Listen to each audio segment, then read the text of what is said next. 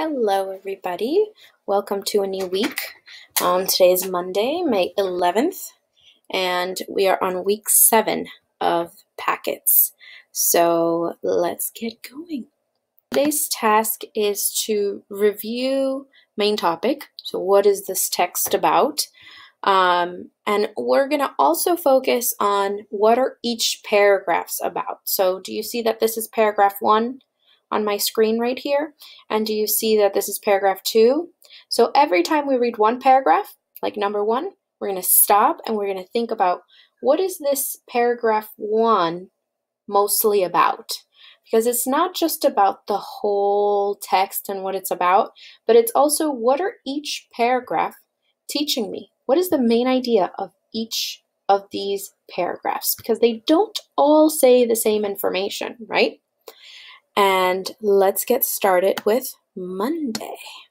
So review learning main topic, read working under pressure, which we'll read and annotate today together, and respond to comprehension questions. Got it? So let's dig in.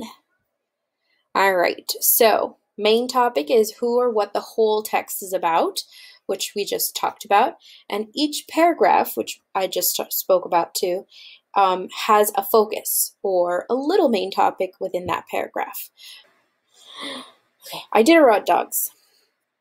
And here it wants you to practice finding the focus of each paragraph. So right here you see that this is one paragraph. So you can number that in your packet right there. That's the first paragraph. This is paragraph number 2, and this is number 3. So they want you to think about, see how there's arrows pointing to each paragraph? They want you to think about what is the focus of each of those paragraphs. In order to do that, as a reader, you need to read one paragraph at a time. So read number 1 and then think about what is this paragraph about or mostly about. And if you need to read it again, then do it, all right? So let's do number 1. The Iditarod is a dog sled race held every year in Alaska, United States. For 1,049 miles, which is 1,688 kilometers, the teams travel in the cold and wind. They race day and night. So again, this paragraph right here is not telling me how many dogs there are. It's not telling me what the dogs eat. It's basically telling me where it's run and mostly how. So they run for 1,049 miles and they run in the cold and the wind and they race day and night, which is why it says how the race is run. Okay, so this paragraph is mostly about telling me information about how the race works or it's run today. I have this reading right here, which you can see on my screen on the left too. But I have it here because I like to annotate, and that's what I expect you to do every time we read together. Let's just remember to underline really important information, which can help us define the main topic or the focus in each paragraph, all right? And I can make notes about what I think the focus is, just like they do here on the top. You see right here with the little arrows. We could totally do that in our annotations, couldn't we? Of course. So let's see, working under pressure. And I see some text features already. I see a photograph. I see a caption to the photograph. I see a little information box right here. And I see another photograph here that has like a chart of some kind. And we'll get to that. All right. So first here it says, the robot Ocean One was made to look and move like a human diver. This design makes its motion easier to control. So this is a robot, and it's designed to move like a human diver. This working under pressure. Deep sea treasure hunting is not easy.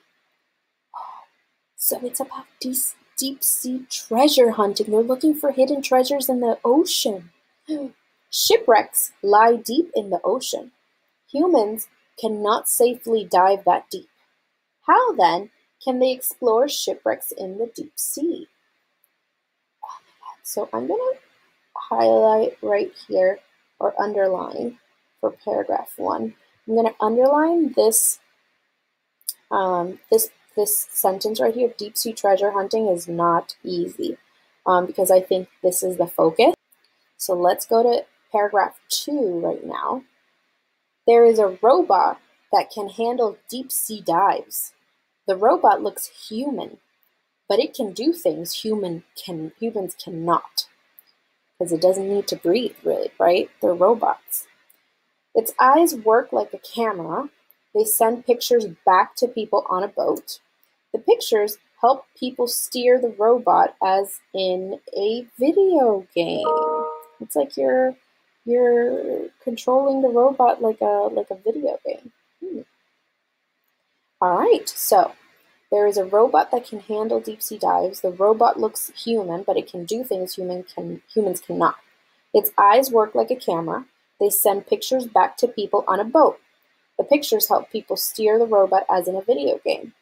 So I'm going to underline the first sentence again because this tells us what this paragraph is about. It's talking mainly about a robot that can dive deeper than people and what it can do. So there you see my annotations right here. You can see my annotations. Treasure hunting in the ocean is difficult for humans. That's for paragraph 1.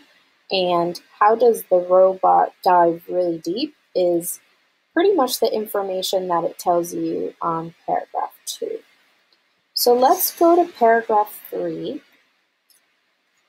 right here. All right, so the robot's hands each have 3 fingers. The fingers have sensors. These sensors, do you know what sensors are? Cloud that if you don't know. These sensors help them feel, much as humans' fingers do. The robot's hands can twist and turn items. They can handle items gently without dropping them. Okay, guys, can I tell you what I've noticed? Look at sentence 1. The robot's hands each have 3 fingers. So hands, fingers. The fingers have sensors. These sensors help them feel much as humans' fingers do. Fingers again. The robot's hands can twist and turn items. They can handle items gently without dropping them. Do you see what I see? Hands, fingers, fingers, fingers, hands, handle, like handling things. Guys, that tells me pretty much the focus of paragraph 3, because it says it over and over again. What is it talking about on paragraph 3? What robots can do with their hands and fingers. That's they have sensors so that they can feel. So I guess those sensors tell humans back on the boat, like, this feels soft, this is really hard, or this feels bumpy. So the focus for this paragraph, I'm going to write it on top. Focus for this paragraph is what robot hands and fingers can do under water. There we go. Now, am I going to ignore that there's an information box right here? Nope. That's part of your reading. That's part of the text. So it's as important to read it as any paragraph. Do you know the Ocean One robot is about 1.5 meters or 5 feet, which is pretty much my height, long. Its head shows the remote pilot exactly what it sees. Its tail holds the batteries, computers, and controls for movement. That is so cool. Oh my God. It's so cool. Its tail holds the batteries and computers and controls for movement. Like, wow. So last paragraph right here, paragraph 4. On one dive, the robot went into a ship. The robot found a very old vase. It carefully carried the vase back to the surface. So one of the dives, the robot went into a ship, and the robot found a very old vase. You know, vase, like sometimes you might put flowers in the vase. Sometimes my mom uses a vase as like a water vase to serve water. But usually I use it for decoration in my house or to put flowers in. So on one day, the robot went into a ship. The robot found a very old vase. It carefully carried the vase back to the surface. So this focus is mainly like one thing that the robot found. One item the robot carried back to the boat. Very gently, because vases are usually made of glass or ceramic, which can break. All right, so this is another text feature right here that can teach us something new. So let's see. How deep in the ocean? So you can see, let me zoom in a little bit on this one. You can see that this is meters. So the higher the meter, the deeper in the ocean we go. 0 is like right at the surface. So 0, a blue shark, an octopus. No, an octopus is 100 meters, sorry. So 0 is blue shark, and then an octopus could be about close to 0 to 100. That's why the line goes down here. That's an octopus. Then 200 is about an emperor penguin, so I guess they can dive to 200 feet below water. Here's a scuba diver. So that's a human. I'm guessing this is the limit. So 300 feet, 300 meters below water, or 1,044 feet. That's as deep as the diver can go, because then your health can be in danger. Then we have 500 feet, which is a bottlenose dolphin, so they can dive 500 feet down. Then about 650 feet, beluga whale. You see how the line is right in the middle of 600 and 700. So I would say 650 feet or meters. That's the beluga whale, can dive that deep. And then 1,000 meters deep, which is about 3,281 feet, is Ocean One, the robot we have been learning about. That's amazing how deep it can dive. So this robot, and this robot really helps humans dive deeper and deeper so that they can look for treasures, or maybe there's a new ocean animal that we don't know about. This robot helps people research a lot of that. So I'm hoping that you guys annotated with me.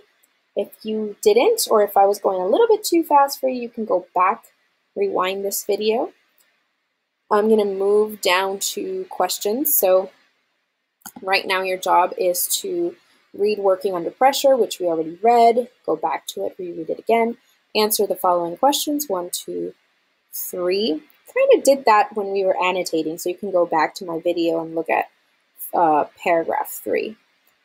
Remember that you are writing in a complete sentence, so the focus of paragraph 3 is, and then complete that sentence. And then answer questions 4 and 5. Got it? All right.